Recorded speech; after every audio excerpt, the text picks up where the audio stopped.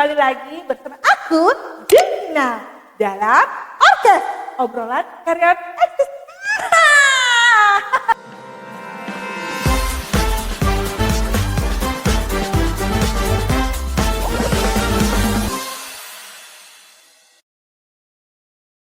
Oke mitraku, kali ini kita kedatangan narasumber yang tentunya sangat spesial dari salah satu karyawan BPF Hasta Mitra yang tentunya nih udah sangat ahli hukum. Takut. Nah, narasumber kita kali ini posisinya ini legal corporate. Ada yang udah tahu belum nih ya legal corporate itu apa? Oke, kita langsung aja ya panggilkan narasumber kita. Tentunya yang sangat spesial, Pak Kasrum. Halo Pak Kasrum. Halo Mbak Gina. Iya, kita nggak jabat tangan nih, gini aja ya. Oh iya jabat tangan. Oh iya. Maaf ya. Oke, Pak Kasrum, selamat datang ya di Orkes Obrolan Karyawan Eksis ya. Iya. Iya.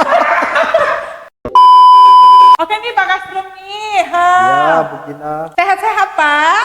Sehat Bu sehat. Oke, nih Pak Kasrum nih, mitraku ini tuh mungkin banyak ya nggak tahu apa sih itu sebenarnya legal corporate tuh. Ya. Bisa nggak sih dijelaskan apa sih tugas, apa sih fungsinya, apa sih tanggung jawabnya gitu untuk perusahaannya tentunya ya. Ya Bu Gina, jadi legal corporate itu adalah bagian hukum di satu perusahaan. Misal nih kita di BPR Hasta Mitra, itu legal corporate adalah yang melihat sisi-sisi hukum di sebuah perbankan yang pada pokoknya legal corporate itu berfungsi untuk mengatasi atau mencegah perkara-perkara hukum yang mungkin akan dihadapi di kemudian hari, serta legal corporate itu memastikan bahwa perusahaan ini, bank ini itu menjalankan fungsinya sesuai dengan regulasi yang ada, sesuai dengan undang-undang yang ada, termasuk dari otoritas jasa keuangan, dari LPS, dan termasuk dari undang-undang perbankan sendiri. Oh seperti itu ya Pak Kasrum ya.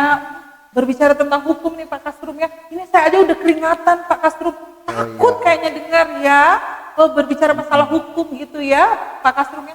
Seharusnya nggak usah ya, maksudnya kita tuh sebagai orang awam nggak usah takut gitu mengenai hukum. Hukum ya kan, betul Bu Gina, karena pada prinsipnya semua aktivitas kita termasuk di perbankan dan semua di perusahaan itu diatur oleh hukum. Ya dalam artian dalam hal ini misal kita di bank itu undang-undang perbankan nomor 10 yang tahun 98 itu kan, kemudian diperbaharui atau undang-undang terbarunya itu nomor 4 tahun 2023 tentang P2SK tadi itu. Jadi semua operasional perbankan itu baik bisnis maupun operasional itu diatur oleh undang-undang atau aturan begini. Jadi apapun aktivitas dilakukan oleh perbankan itu ada yang ngatur ya Pak Kasrum ya, ada hukumnya juga ya. Nah tugas legal memastikan semua operasional itu sesuai dengan aturan yang ada. Berjalan sesuai hukumnya ya gitu ya. Oke, Pak Kasrum ini udah berapa lama sih kerja di Hasta Mitra? Saya sudah hampir 3 tahun. Lumayan ya Pak Kasrum ya. Tentunya udah pasti melalui segala permasalahan-permasalahan yang terjadi ya. Ya betul. Memang di legal corporate itu Bu Gina, selain memastikan seluruh operasional ini berjalan dengan baik, legal juga memastikan kontrak-kontrak dengan rekanan dan mitra itu sesuai dengan hukum tercatat. Misal perjanjian kerjasama, perjanjian sewa menyewa, dan kontrak penyediaan jasa lainnya, beserta dengan semua divisi yang ada di bank ini, di perusahaan ini, itu juga punya rekanan dan tugas legal memastikan bahwa hak dan kewajiban mereka itu terpenuhi. Oh gitu ya Pak Legal ya. Ya betul. Ya. Tunggu dulu nih Pak Legal, saya mau tanya nih. Pak Legal kan biasanya mengurusi perjanjian-perjanjian semuanya betul. ya. Perjanjian yang pasangan gimana Pak? Itu belum begini, belum. Belum ya? Ya, Belum ada atau belum belum terlaksana atau seperti apa ya? untuk sementara masih lajang begitu. Oh, Masih lajang. masih lajang.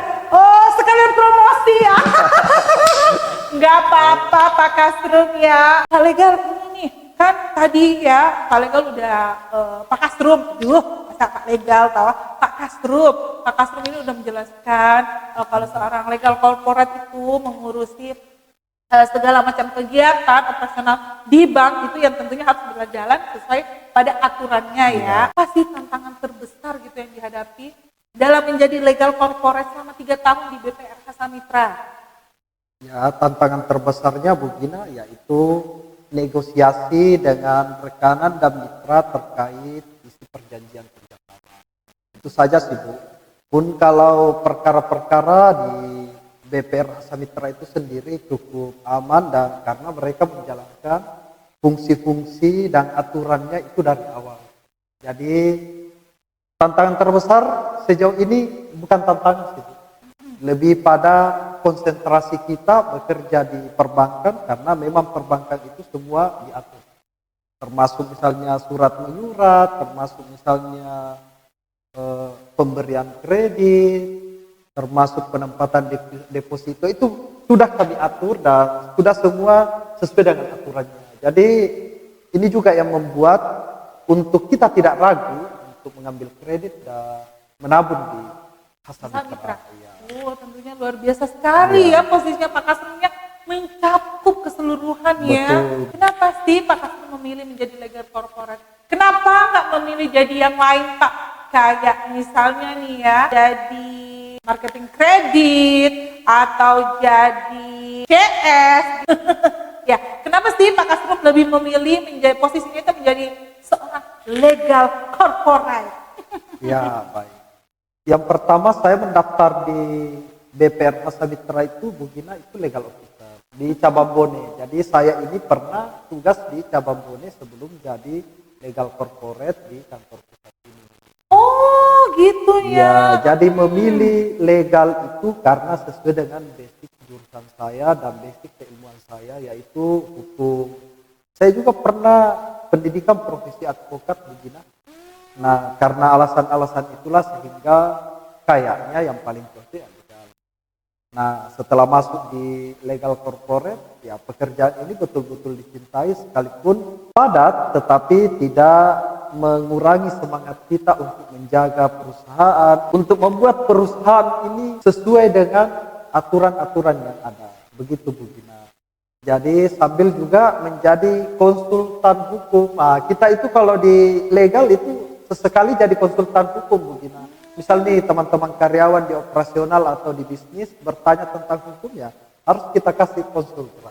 Oh gitu ya. Jadi kalau kita di legal nih Bu Gina, perbedaan kita dengan pengacara yang di luar itu atau firma hukum itu bedanya cuma 2 Bu Gina. Apa itu Pak? Kalau legal itu hanya fokus di operasional dan bisnis perbankan. Kalau firma hukum kan bisa banyak klaimnya tuh, bisa dari pidana, perdata dan semuanya yang terkait dengan masalah hukum. Kalau legal sendiri itu fokusnya memang hanya bagaimana mengurus perbankan ini baik dari sisi undang-undang perbankannya maupun dari sisi yang lain, misalnya perjanjian, misalnya kontrak, misalnya dalam surat menyurat, melihat SOP-nya seperti apa. Itu begitu.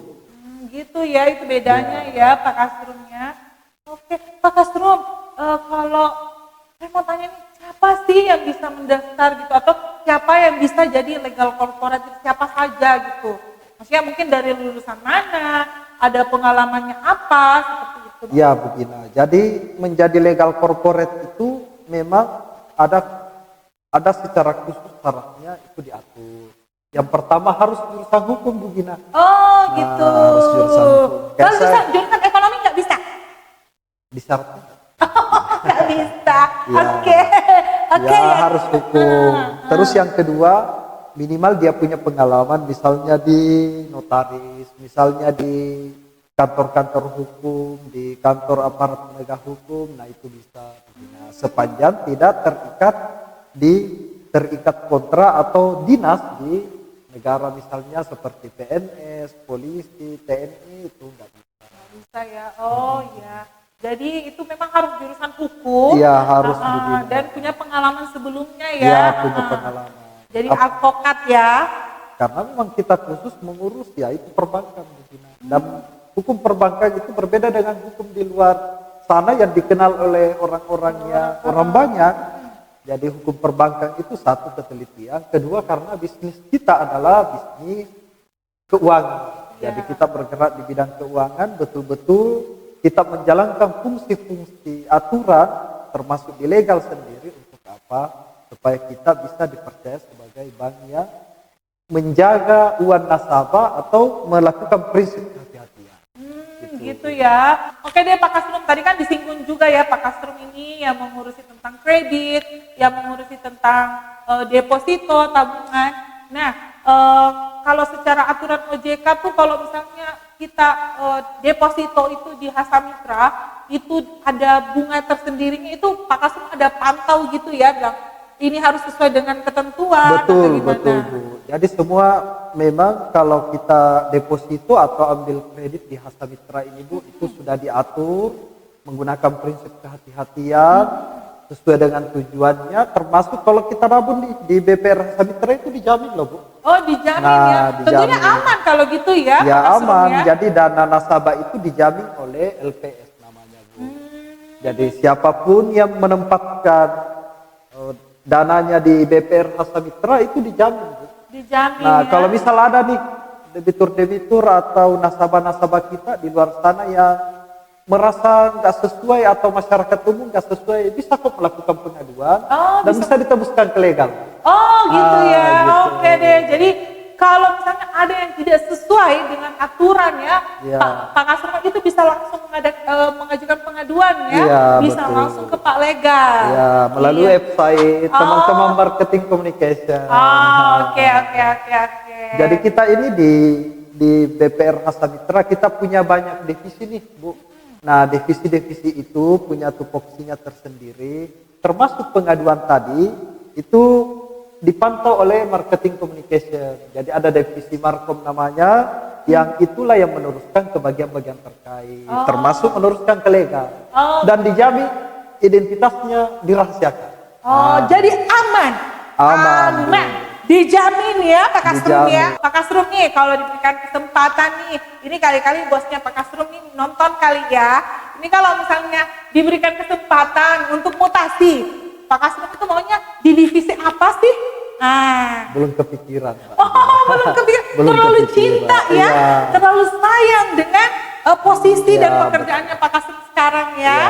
Oke nih Mitraku nih, tadi kan kita udah tanya nih ya mengenai tabungan, deposito di perbankan itu gimana aturannya. Nah Pak Kasrum, apa sih sebenarnya syarat-syarat dalam membuat perjanjian? Nah mungkin Mitraku di luar sana itu ada yang mau membuat perjanjian piutang atau apapun, itu apa sih syarat-syaratnya Pak Kasrum, bisa dijelaskan mungkin ya? Jadi betul Mbak Gina, jadi perjanjian itu punya aturan tersendiri.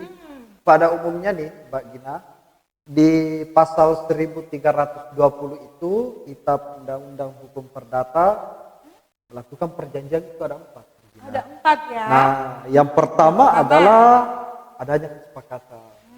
Nah, kalau misalnya kita melakukan perjanjian satu nggak sepakat, satu sepakat, ya tidak bisa. Iya, betul. Jadi harus ada dua-dua yang sepakat ya. Dan kesepakatan itu tidak boleh ada tekanan, tidak boleh ada paksaan. Oh gitu, jadi secara sadar gitu ya. Secara sadar, sehat gitu. Nah, yang kedua harus cakap hukum. Cakap Mbak hukum. Gina. Cakap hukum itu 17 tahun ya, Pak Kasrum? Oh tidak. Oh Gina. tidak. Oh, Jadi sampai cakap 17 hukum tahun. itu menurut hukum perdata itu 21 tahun. Oh, 21 tahun Gitu. ya. Jadi kalau misalnya ada perjanjian dan dia belum cakap hukum, disyaratkan ada pengakuan atau walinya. Gitu. Jadi di bawah 21 tahun itu harus ada wali ya. Ya, gitu pengampuan Pengakuan gitu. istilahnya. Nah, cakap hukum juga itu harus mengerti dan paham yang diperjanjikan. Oh, jadi yang tadi kan itu secara sadar ya membuat perjanjian. Kalau yang kedua ini memang cakap hukum, gunanya itu untuk mengetahui isi perjanjiannya apa ya. dalam Oke. keadaan sehat. Dalam keadaan gitu. sehat, Itu oke. dimaksud cakap hukum. Cakap hukum. Oke. Jadi cakap hukum itu adalah secara sadar mengetahui dan memahami isi perjanjian. Jadi cakap hukum itu bukan artinya tahu aturan saja gitu. Nah, selanjutnya yang ketiga, Yang ketiga, kausa yang halal. Jadi yang diperjanjikan itu harus dengan sebab-sebab yang halal. Tidak boleh kita melakukan perjanjian yang dilarang oleh undang-undang. Misal bisa perdagangan narkoba, perdagangan manusia, itu tidak bisa. tindakan kriminal gitu Ya, ya. tidak bisa karena melanggar undang-undang yang ada. Gitu. Oh, iya, iya, iya. Yang keempat itu Bugina harus ada objek yang diperjanjikan. Jadi ada yang diperjanjikan, misalnya menunjuk saya melakukan perjanjian hari ini pinjam meminjam, berarti objeknya adalah komputer. Atau perjanjian sewa menyewa yang disewa siapa, yang menyewa siapa, yang disewa apa, yang menyewa siapa, yang menyewakan siapa. Nah, itu harus ada objeknya. Objeknya itu adalah hal-hal yang disewa itu tadi. Oh, gitu ya Pak Kasrumnya. Jadi 4 syarat ini Bu Gina harus Wajib ada, Wajib, wajib ya? ada wajib ada ya di untuk dalam membuat membuat perjanjian. perjanjiannya. Nah, itu tadi mitraku.